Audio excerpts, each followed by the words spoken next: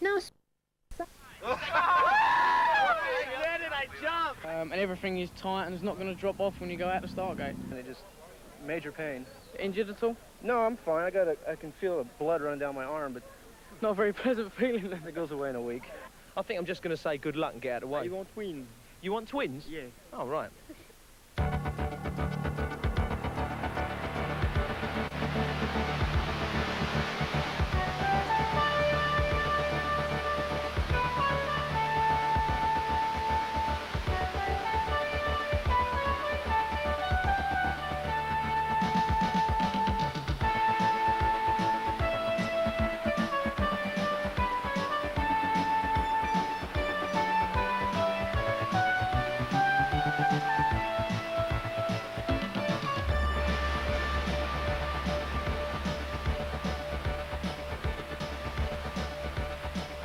Memories of last year. Hello, we're back again. It's BMX Track Wars II 1985 style for the Kellogg's Frosties Championships. It's going to be big, it's going to be good this year. We got the best from the USA and the best from the UK competing for £2,500 worth of prize money in the pro race. In fact, the winner will get £1,000 for each race. We've got 16 teams in a titanic clash of the track, and also the best freestylers, and of course, helping us do the show, Andy Ruffle. Hello, yes, good to be back. Great. Who we got on show from America for this series? We've got quite a few guys. We've got nearly 20 professional riders from America. We've got Stu Thompson, Tommy Brackens, Hollywood Mike Miranda, brilliant. And of course Nelson Chandy, last year's winner. And Eddie Fiola. Eddie Fiola, the freestyler as well. On the freestyle. We've also got from the UK, Andy, we've got Tim March, we've got Sid Salisbury. The ladies represented again by the irrepressible Sarah Jane Nichols, and your younger brother. That's right, yeah, should be very interesting. Neil Ruffle, so we'll see what he can do later on in the series. Okay, enough of the chat, let's get racing. And the rain's coming down here at Senneleys Park in Birmingham, but that won't stop the racing or dampen the enthusiasm of the crowd on this specially built track. Specially built for Channel 4 Track Wars 2. We're going to start with the pro class, 16 of the very best BMXers in the world, lining up for 2 semi-finals. Our race commentator today, Dave Brenner. Yes, the weather wet and wild. Let's hope the riding matches it. Here's the lineup for semi-1. In lane 1, Ritchie Anderson from the States for Skyway. Tim Judge, also from the States, riding for Hutch. In lane 3, Mr. BMX himself, Stu Thompson. So, Stu, you missed last year's BMX Track Wars. What happened last year? Well, a few weeks prior to the leaving of the United States, I sprained an ankle in a competition. And so you're all fired up for this term, yeah? Yeah, pretty much. I've been looking all year for this race. Great. Well, the weather's not too good, but I think there could be some fireworks on the track. Well, yeah, I'll do the best I can, but it's going to be the same for everyone, so the track is okay.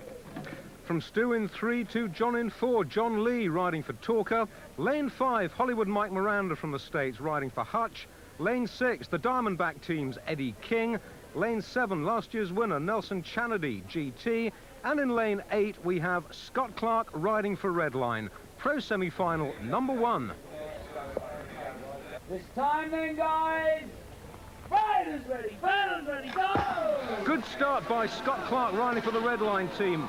Well, we got some trouble at the back though. We've got Mike Miranda, John Lee in trouble, and Nelson Chanady as well. That is a surprise. Last year's winner looks well out of this race. I wonder what the trouble can be there. But it's Scott Clark riding for the Redline team, getting his side off to a great start. Look at that lead.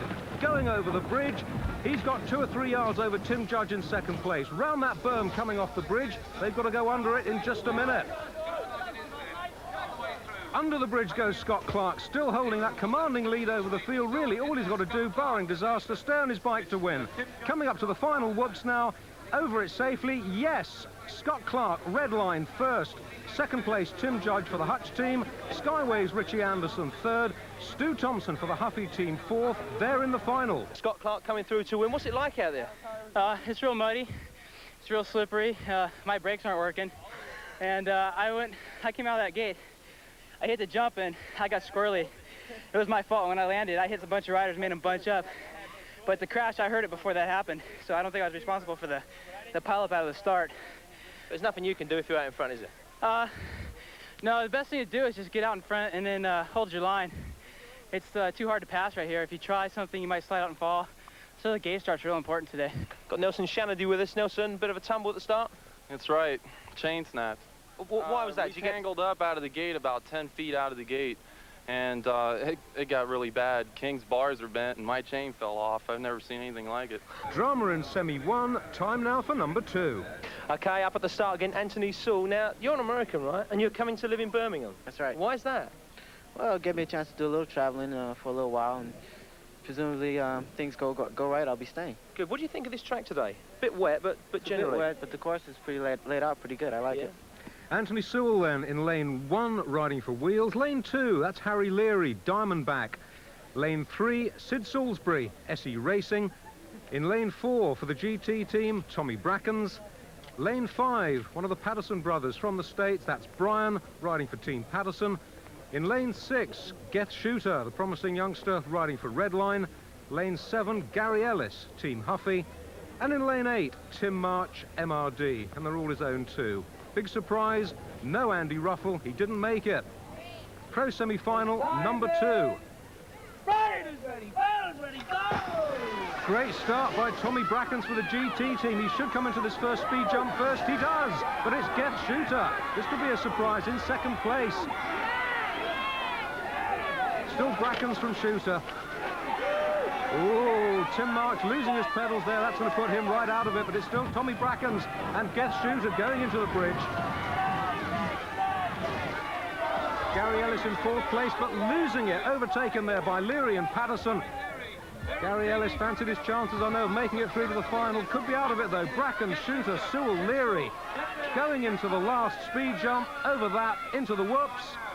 Tommy Brackens, GT first. Geth Shooter, Redline second. Anthony Sewell, 3rd for wheels. Harry Leary for Diamondback, nearly caught by Gary Ellis on the line, but he's safely through. Right, Tommy Brackens in there. 1st position. Is it tough? Slippery. Yeah? Really slippery.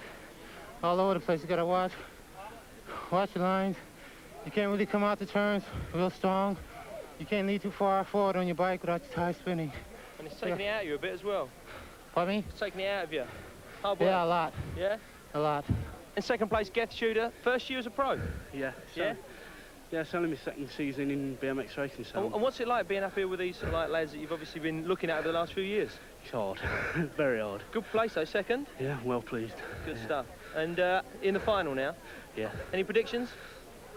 I'll tell you after the final.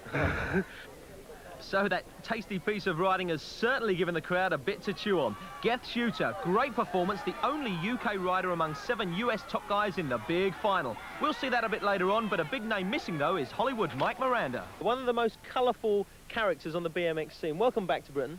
Thank you, I love it here. Glad to be back. Wish the weather was a little better, but who can complain? Listen, you may have read or you may have heard about this extraordinary new bike that Mike's riding for this championship for the first time in this country as well.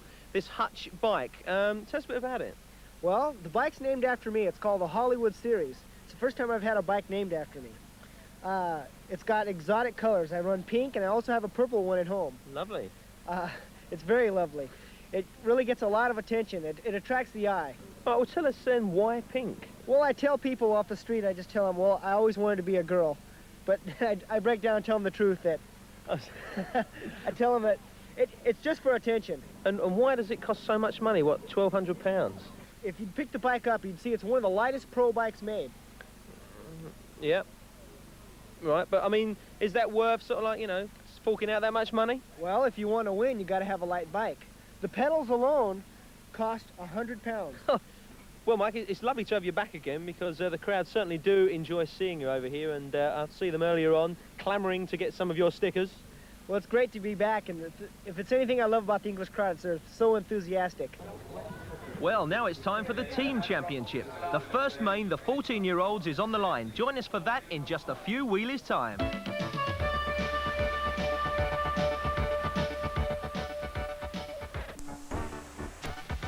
Back with the action and the 14's main. That's the lineup. Wayne Llewellyn, Team Amoco, lane 3. He's the one they're going to be gunning for, reigning European and UK champion. Look out for Andy Welch in 8. And Gary Chamlowitz, that's him, lane 7, riding for Redline. That's his feet. Size 15, would you believe? Not a pretty sight. Get to the soul of it. Nearly ready for the off. Points counting for the Frosties Team Championship. Over to you then, Mr. Starter. It's time then! Riders ready, battles ready, go! Wayne Llewellyn, Paul Clarkson breaking first, going into that first speed jump. Llewellyn takes it first, Clarkson just behind him. We've got Derek Owen trying to come through on the inside, doesn't make it though. Still Llewellyn and Clarkson. With Steve Bell riding for Team Rebel third, Gary Chamlowitz Redline fourth place. But look at Llewellyn go over that bridge. This is really aggressive riding from the reigning UK and European champion. Coming a blitzer off the top of the berm, that's Andy Welsh. What a surprise, not his day today. Still Wayne Llewellyn, Paul Clarkson, Steve Bell, Gary Chamlowitz. The rest are nowhere. Look at those four leading by a street. Wayne Llewellyn over the final whoops, no problem, in at first place. Paul Clarkson, hotshot second, Steve Bell, Rebel third, Gary Chamlowitz, Redline fourth. The race, though, firmly Wayne Llewellyn's. Okay, well, that's 8 points in the bag there for the Amoco team. Good start, yeah? Yeah, very good start. You know, we want to win, really. It's very wet. Any tips on how you can, you know, take those corners and jump those jumps? Yeah, well, take the jumps as low as you can, but make sure you land straight and not at an angle. Like in the wet, your back will slide out. And on the corners, slow down when you're going into them. Right. And don't lean it down too much. Well, the rain's still causing headaches, but Andy, who do you fancy for the 15-year-olds? Well, we've got Whopper Watkins in lane 1, which is a pretty good draw. We've also got Tim Print in lane 5. Now, I'll have to watch out for him because he's a very fast gaiter. Now, we've got Tom Lynch in lane 8, which is a bit of a bad draw. I don't think he'll be too happy with that. Watkins, Print, Lynch the ones to watch for as they gate, and it's Print that gets away first. What a good start by him and by Tom Lynch on the outside despite that bad draw. Print first over that speed jump, but going into the whoops, it's Whopper Watkins taking the lead over now. Watkins, Print, Lynch, David Morris trying to come through the middle. A little bit of trouble there on that first sweep up, not sure what happened there, but to Whopper Watkins' advantage going over the bridge first. Tom Lynch second, David Morris third. Oh, did you see that? Tom Lynch nearly going into a broadie off that berm, nearly coming unstuck, but he recovers well, amazingly. Keeps second place, but it's Whopper Watkins in the lead. This race looks in the bag now. No, it isn't. He's left the door open, and it's Tom Lynch coming through on the inside. Lynch takes it, Watkins second, Morris third, Hill fourth. But what happened back on the hill earlier? Here it is again, Dave Morris, elbows, naughty boy. Ref will have something to say about that. Well, Dave has been disqualified for T-boning. So, Dave, you finished, what, third? Third, yeah. And you've been placed? Last. Right, can we bring... disqualified, no points at all. No points at all for Amoco. Right, bring the referee in. Was that true what Andy was saying, yeah? Not exactly true. The offence was committed in the referee's and the assistant's decision. He was placed last, he didn't accept the decision, and that's why he was disqualified. Wasn't disqualified for the offence, simply not accepting the referee's decision. If he'd accepted the decision, he would have gone last. I've got a right to complain, though. You can't just say, no, we're not taking it any further, you're just disqualified. You've got to listen to me. He's experienced, he knows the referee makes a responsible decision. Right or wrong, his decision will stand. David Morris unnecessarily costing his team 1 valuable point. Hotshot team is well out in front with 15 points. So after 2 mains, that's the state of the top 8 in the team championship. Now Dave's eyeing up the girls. As always, Mick, as always, there's the lineup for the girls' main. Yeah, you recognise that name, don't you? Sarah Jane Nichols in lane 2, riding for Redline, cleaned up last year, aims to do the same this year. That is Karen Murphy. If anyone can stop Sarah Jane, she can. Ready for the start, watch the lights. Away, and Sarah Jane off like a train, as you'd expect, gets the whole shot going into that first speed jump. She's in the lead, she's clear. Question is, not who's going to win, who's going to come second. It's Rachel Holmes in second spot at the moment, Karen Murphy third, Donna Duffy is fourth, but Sarah Jane cruising it now. Going into that bridge, over it, no problem. She could almost afford a stop, have a cup of tea, remount and still win this race. Look at that lead she's got. Through the berm, Sarah Jane, well, what can you say about this girl? Really cleaned up last year, won 5 out of 6.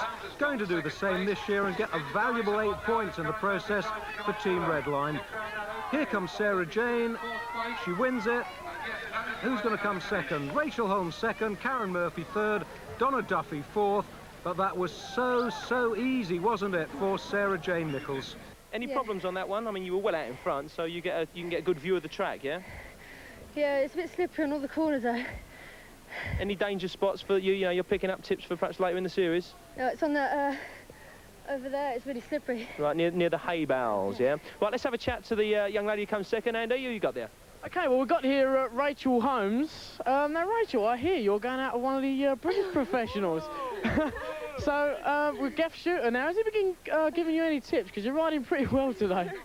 A few, but not really, no. Oh, I see. So, so how do you think your performance? Pretty good? Yeah, quite good, I'm pleased, yeah, very pleased. So, Rachel's performance moves JMC Rainbow into 4th place, but Hotshot and Redline share the lead. Okay, something you may have heard because of the Kellogg's Championships is team poaching. Richard Grant, tell us something a bit about that. The thing that went this year, I suppose, that caused most furore was, of course, the move from Amoco Mongoose of Andy Ruffle to Rally. Yeah. Nobody's ever quite revealed what figures were involved, but it sounded like it was getting up into the football transfer market. Really? Yeah. And any other big names taking the transfer? Well, you've seen some of the American riders. If you go back to last year's Kellogg's, Mike Miranda was riding for Torker. He's now moved to Hutch. Do they not actually have contracts, though, or is it just like an unwritten agreement? Well, there are contracts, and sometimes people try to hold people to the contract, and sometimes they don't. Probably the sort of most interesting sort of controversy on the circuit at the moment is the absence of Stu Diggins, who was on the rally team and decided that he didn't want to stay there. A lot of people think that Stu actually threw up a very good contract. That was certainly worth a 4-figure sum, which is for somebody still at school, isn't bad going. Is it good for BMX as a whole, do you reckon, when all these dealings, some undercover dealings taking place? I think it's good. Last year we probably had a handful of riders who were making a living from BMX. This year I think the numbers are probably sort of up to 30 or 40.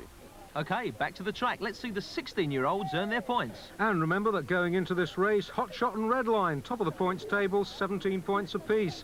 That's Darren Stock.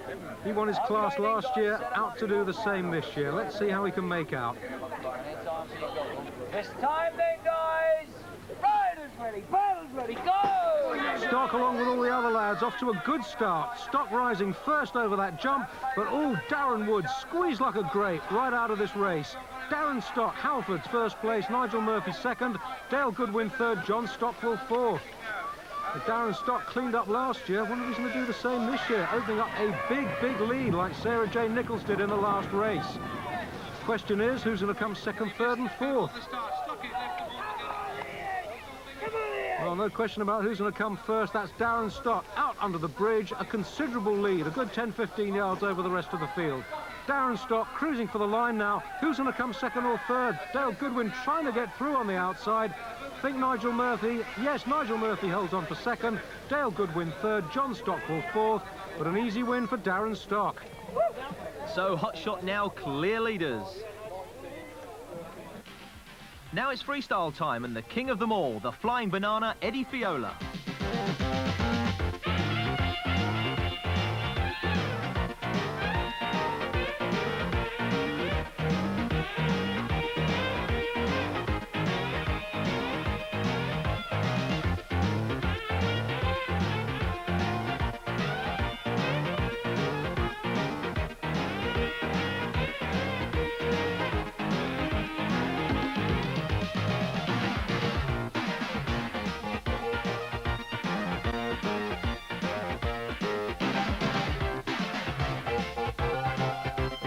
Eddie Fiola leads the most impressive lineup of world freestylers ever assembled in the UK. See them in action next week. So from the reigning freestyle champ to a reigning track, time for the superclass. And water lineup we've got for you in this, the last team points race of the afternoon. That's Harvey Monkton in one, but the man to watch, very definitely Gary Llewellyn, Team Amoco. Llewellyn's brother, of course, Wayne, already won the 14's main this afternoon. Also watch out for Craig Schofield. He's Andy Ruffle's teammate with the Raleigh outfit. Ready, go! Good break by Gary Llewellyn, Simmons, Schofield and Gray all up there with him. Over that, it's tight. Going into the whoops. Who's come a blitzer on that? It's Tony Holland. He's down, clash with Harvey Monkton there, but still Llewellyn with it, with Schofield in second place, driving on for the bridge now. Llewellyn and Schofield, these two keenest rivals in Superclass, but what has happened to Craig Schofield? Got into a broadie going off that bridge there. Paul Gray overtakes him, goes into second place, but still Gary Llewellyn with the pace as they go under the bridge now. Llewellyn over it, Simmons, Schofield jumping back, taking third spot. Llewellyn driving for the line now, Simmons trying to take him, Schofield third, Gray fourth. Can Simmons get through? No, Llewellyn just keeps his first place. On the line, Chris Simmons second, Craig Schofield third, Paul Gray fourth. That was the best race we've seen this afternoon. And just look at that finish. Right, Gary Llewellyn, you've done it. Yeah. Oh, pretty simple. Very tight at the end. I don't know how they actually sorted it out there. You just got it by a wheel, I reckon. And he's tired. So at the end of week 1, here's how the team championship looks. Amoco and Redline lead the pack with Hotshot a wheel behind. And the huge crowd are glued to their seats here at Senneleys Park in Birmingham, eagerly anticipating a great finale. There's a lot of money at stake with the cream of the world's bikers out to get it. Right then, here we go, the final of the pros, and we've got £2,500 in prize money on this race, and the winner's going to get 1,000 smackers. Stu, you are looking really mean. Do you fancy this money, eh? It always makes the wallet just a little bit fatter. I'm here to put on a good show, and I want to finish in the top 3. I'll settle for second and third. So, from the US to the UK, there's just one British representative on the gate, and that's 17-year-old Geth Shooter from Derbyshire. Geth, how are you feeling? Quite pleased. I'm happy to make the final. That's right. Now, does it actually influence your racing much when you know you've got £1,000 on the line? Not really. I don't really think about it because it's only my second season, so I'm just happy to make finals. Well, it'll be an achievement to end all achievements if Geth Shooter does do it. He's in lane 5, alongside probably the favourite for the race, Mr. BMX himself, Stu Thompson. But Geth Shooter in 5. Watch for the red visor on his helmet. Best man wins, set him up, and good luck. This time then, riders ready, paddles ready, go! Thompson away like a rocket as we thought he would, bearing down on that first whoops like a bat out of hell, but Geth Shooter is still with him. Thompson first, Shooter second, but Shooter overtakes Thompson on that whoops. Thompson didn't take it well at all. Tim Judge came a blitzer on that whoops there. He's out of it, but look at this. It's Geth Shooter, the only Brit in the race, first over the bridge, and Thompson trying every trick in the book to take over that first spot. Lost it on the second whoops, but still some way to go in this race yet. Still Geth Shooter though. Stu Thompson, Ritchie Anderson, Anthony Sewell up into 4th going under the bridge, but Geth Shooter, he's going to be £1,000 richer. What a surprise! This is the only Brit in the field. Takes it. Stu Thompson 2nd, Ritchie Anderson 3rd, Anthony Sewell 4th, but what a win for the Brits. Geth, what a performance. He's pulled it off for the Brits. What a great race. Well done. Oh, well pleased. How about that? Chuffed. The crowd were going absolutely berserk in the stand over there, and the teammates are going absolutely potty. Andy, what a race. Yeah? Totally excellent, yeah. Very unexpected. I mean, Geth just got out of that gate and went for it, held his own, and now he's won it. Excellent. I mean, you pulled out, and I think your mum and dad's coming in as well. Here they are. What do you reckon about that then, Mum? Oh, brilliant. Brilliant. And I think his girlfriend's coming over as well. Here she is. Oh, go on. Censored. So at the end of round 1 of Track Wars, a Brit leads the pro field. Geth Shooter up at the top with 8 points, leading Stu Thompson and Ritchie Anderson. What a day. Right, we started in the rain, let's end in the rain here at Birmingham, and next week some exciting freestyle for you. But the highlight this week had to be... Well, it's definitely Geth Shooter's performance in the pro class main. I mean, it really was exceptional. The Americans just didn't expect, as Tommy Brackens said, a British rider to win the final. And will that wind the Americans up? Yeah, I should think they'll be pretty upset, and in the next main, they'll be back with a vengeance, that's for sure. And will it wind sort of like you and Tim March and the British lads up as well? Yeah, definitely. You know, hopefully in the next one we can do a little bit better than we've done this one. And of course, the track is holding out superbly. City of Birmingham have done a fantastic job on it.